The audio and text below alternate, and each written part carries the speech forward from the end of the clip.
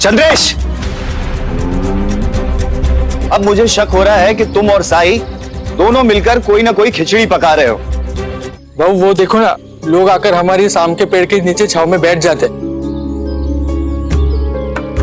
ऊपर से मैंने लोगों को देखा है कि वो जमीन पर नीचे गिरे हुए आमों को भी खा लेते, जबकि आपने ही कहा था ना कि वो नीचे का पूरा हिस्सा मेरा है, तो वो आम भी मेरे ही थे ना, है ना बहू? इसलिए मैं पेड़ के नीचे कांटों की बाड़ लगा रहा हूं ताकि कोई आ ना सके। अब अकेले मुझसे नहीं होता, तो इस काम में साई मेरी मदद कर रहे। मूर्ख, अगर नीचे तू कांटों की बाड़ बिछा देगा तो मैं पेड़ पर चढ़ूंगा कैसे? पर चंद्रेश तो अपने हिस्से में बाड़ बिछा रहा है। आपने इसे पेड़ के नीचे का हिस्सा दिया है ना, तो अपने हिस्से में कुछ भी करने के लिए ये स्वतंत्र है। मुझे समझ में आ गया चंद्रेश, तू ये क्या कर रहा है। कल से देख रहा हूं कि तू मुझे परेशान किए जा रहा है। तेरी मूर्खता के कारण बीती रात मैं चैन से सो नहीं पाया, क्योंकि तूने कंबल साई को धोने के लिए दे दिया था, और फिर घर में दुधारू गाय के होते हुए भी मुझे बाहर से दूध खरीद के लाना पड़ा, क्योंकि तूने गाय को ठीक ढंग से चारा नहीं खिलाया। एक तो वैसे ही आमदनी कम है, और ऊपर से तू गरीबी में मेरा आटा गीला करने पे तुला हुआ है। अब ये बाड़ बिछाने का नया फितूर चढ़ गया है।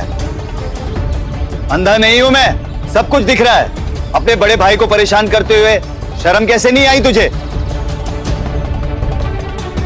एक मैं ही तो परिवार हूं तेरा, और तू ऐसा तो कोई अपने दुश्मनों के साथ भी नहीं करता।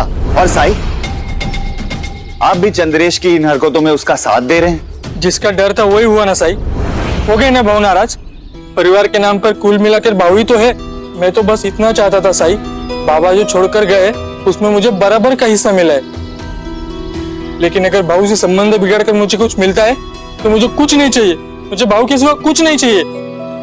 बाबू चाहे तो सब रख ले, मुझे बस इनका आशीर्वाद चाहिए। खुद ही देख लो मोहित, इतना सब कुछ हो जाने के बाद भी चंद्रेश तुम्हारे बारे में सोच रहा है। इससे 10 साल बड़े हो तुम, फिर भी इसे तुम्हारी फिक्र है। तुम्हें बुरा ना लगे, इसलिए आज तक चंद्रेश ने तुम्हें इस बारे में नहीं बताया कि तुम्हारे द्वारा किए गए बंटवारे से ये कितना नाखुश है, कितना परेशान है।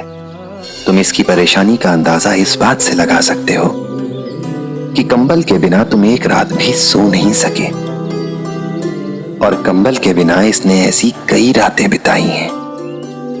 इसने कभी तुम्हें बताया ही नहीं कि गाय के लिए चारा खरीद लेने के बाद इसके पास इतने पैसे रह ही नहीं जाते थे कि ये अपने लिए थोड़ा सा दूध खरीद सके। और अगर इसे तुम्हारी फिक्र नहीं होती तो ये सुबह शाम इस आम के पेड़ में पानी नहीं देता, और फिर ये आमों का जो लुत्फ तुम उठा रहे हो ये नहीं उठा पाते तुम। अब जबकि तुम इसकी करनी से परेशान हो तो इसे बुरा भला कह रहे हो, कोस रहे हो, इसे दुश्मन कह रहे हो।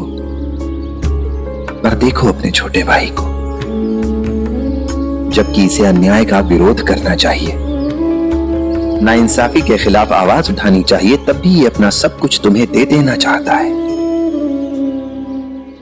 सिर्फ इसलिए कि अपने बड़े भाई का प्यार पा सके, उसका आशीर्वाद पा सके। चंद्रेश तुम्हारा छोटा भाई है, तुम्हें उसका ख्याल रखना चाहिए, उसका समर्थन करना चाहिए।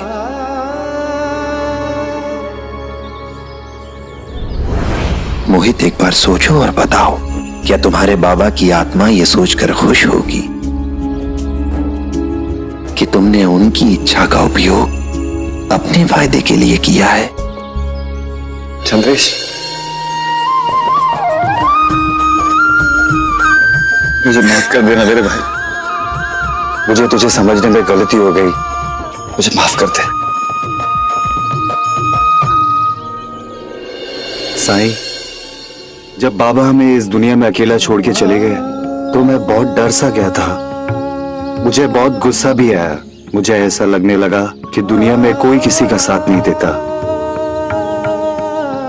इसीलिए मुझे अपने बारे में सोचना चाहिए, अपने हित को सबसे ऊपर रखना चाहिए। उसके बाद से ही मैं चंद्रेश की उपेक्षा करने लगा और मैं स्वार्थी होता गया, जबकि चंद्रेश ने लाख दुख सहकर भी उफ तक नहीं की। आप बिल्कुल सही कहते हैं साई, चंद्रेश वाकई में बहुत छोटा है, तभी तो ये निश्चल और निस्वार्थी है। अगर बड़ा होता तो शायद मेरे जैसा होता।